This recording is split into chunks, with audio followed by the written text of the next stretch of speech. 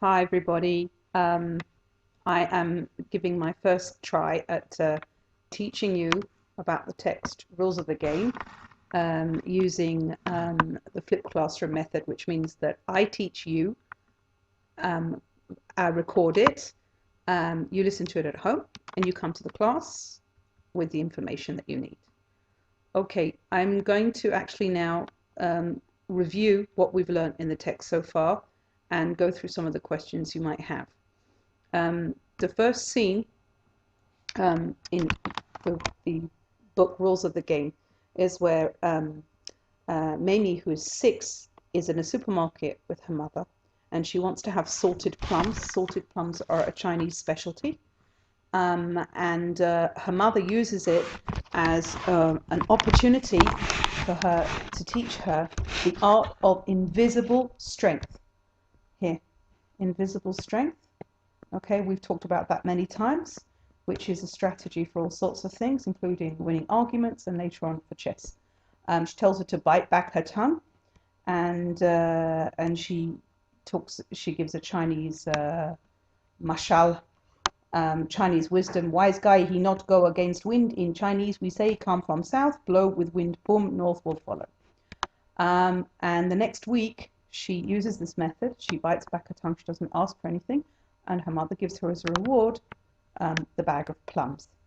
And she imparts her daily truths, which it means that she's giving her wisdom that comes from her Chinese culture, so she could help my older brothers and me rise above our circumstances. Rise above our circumstances means to get out of poverty and to become successful in American society. I remember we are now in San Francisco. Even though they live in Chinatown, they live in America, and her mother understands it's very important for her children to succeed in American society.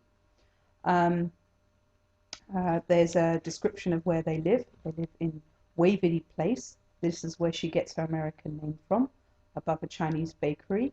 And there's always the smells of the Chinese bakery, and it's a kind of positive description.